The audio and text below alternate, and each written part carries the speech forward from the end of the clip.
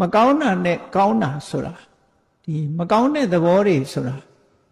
မပယ်လှန်မှုမတွန်းလှန်မှုဆိုလို့ရှိရင်ဒီပုဂ္ဂိုလ်ဟာဘယ်တော့မှအကောင်းဖြစ်လာမှာမဟုတ်ဘူးဒါကြောင့်မို့အမြဲဆင်ခြင်သုံးသပ်ပြီးတော့ကိုယ့်ရဲ့အနေထားစိတ်နေသဘောထားတွေကိုဆင်ခြင်သုံးသပ်နေဖို့လိုအပ်တယ်ပေါ့ငါဟာဟိနာဓိမုတ်တိကအောက်တန်းကြတဲ့အတွေးတွေအောက်တန်းကြတဲ့စိတ်ဆန္ဒတွေရှိနေတာလားကလျာဏဓိမုတ်တကောင်းမြတ်တဲ့အတွေးတွေကောင်းမြတ်တဲ့ဆန္ဒတွေရှိနေတဲ့ပုဂ္ဂိုလ်လားလို့ဆိုတာကိုယ့်ကိုယ်ဆင်ခြင်သုံးသပ်ပြီးတော့အဖြေရှာရဆင်ခြင်သုံးသပ်လိုက်တာနဲ့အဖြေဆိုတာထွက်လာဟိနာဓိမုတ်တိကအောက်တန်းကြတဲ့စိတ်ဓာတ်တွေငါမှရှိနေတယ်ဆိုရင်ပြင်ရမယ်ပေါ့ဒီစိတ်ဓာတ်တွေကိုယ်တိုင်မပြင်လို့ရှိရင်သိတဲ့ဘဝမှာမပြင်ရင်လူတွေဟာခောက်ရိုးကျိုးသွားပြီး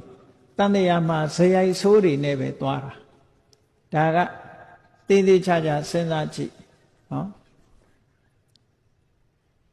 လူဘဝမှာတရှူးရှူးတတိုင်းတိုင်းနဲ့ဒေါသကြီးတဲ့ပုဂ္ဂိုလ်တယောက်ဟာကံမကောင်းအကြောင်းမလှလို့ခွေးဖြစ်ရင်လည်းခွေးဆိုးပဲဖြစ်တယ်ကြက်ဖြစ်ရင်လည်းဟိုခွတ်ဒီခွတ်ဟိုစိတ်ဒီစိတ်ကြက်ဆိုးပဲဖြစ်ငှက်ဖြစ်လို့ရှိရင်လည်းငှက်ဆိုးပဲနွားဖြစ်ရင်တောင်မှပဲဟိုနွားခွေဒီနွားခွေတရှူးရှူးလုပ်တဲ့နွားဆိုးဖြစ်တယ်နော်ဒီတဲ့ဆိုရင်တော့ကြားတို့အကောင်မလောင်နေကြိုက်စားတဲ့ချင်းသေးတို့ဆိုတဲ့အကောင်မျိုးတွေသွားဖြစ်တယ်ဒေါသသမားတွေဟာအဲ့ဒီတိုင်းပဲအဲ့ဒီလမ်းကြောင်းပေါ်ရောက်သွားတယ်မပြင်းနိုင်ဘူးဆိုလို့ရှိရင်အဲ့ဒီလမ်းကြောင်းရောက်သွားတရိษံတွေကိုကြည့်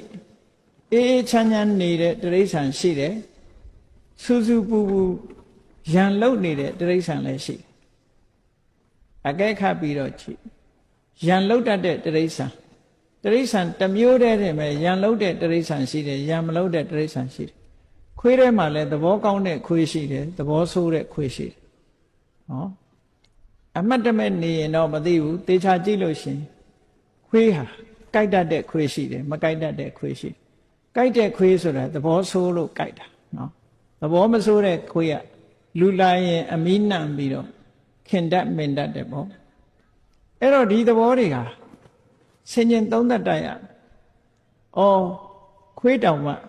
မေတ္တာရှိတဲ့ခွေးနဲ့ဒေါသကြီးတဲ့ခွေးမေတ္တာပြည့်တဲ့ခွေးနဲ့ဒေါသကြီးတဲ့ခွေး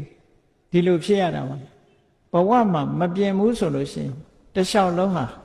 ဒေါသသမားဖြစ်ပြီးနောက်ဆုံးကိုဒေါသကိုမထိန်နိုင်တဲ့အခါဒေါသနဲ့သေဆုံးသွားလို့ရှိရင်အင်တမဆင်းရဲတဲ့အပင်ငရဲ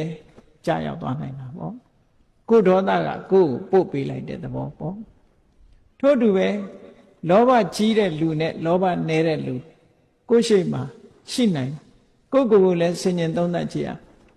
လောဘကြီးတဲ့လူလောဘကိုမထိန်နိုင်မသိမ့်နိုင်တဲ့အခါကိုယ်ပစ္စည်းနဲ့တင်အားမရဘူးသူများပစ္စည်းကိုယူတယ်ဆိုတဲ့ပြစ်မှုတစ်ခုကျူးလွန်လို့ဒုက္ခရောက်တာမျိုးတွေဖြစ်လာတတ်တယ်ပေါ့မတရားတဲ့နည်းနဲ့သူများပစ္စည်းရအောင်ယူတဲ့လောဘမျိုးဖြစ်လာလို့ရှိရင်ပို့ပြီးတော့ဆိုးတာပေါ့အဲ့ဒါလို့ကိုယ့်ရဲ့ဇယိုက်တွေအကျင့်စိုးတွေကိုသိတဲ့အချိန်မှာပြင်ပေးဖို့လိုအပ်တယ်မပြင်ဘူးဆိုလို့ရှိရင်တန်တရားထဲမှာဇယိုက်ဆိုးနဲ့ခရီးသွား950ဇတ်တွေကိုကြည့်ရှင်အင်္ဂုလိမာလဘဝကိုလေးလာကြည့်ရှင်အင်္ဂုလိမာလဟာ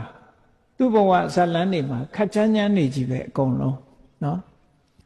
နောက်ဆုံးဘဝမှာလည်းကြည့်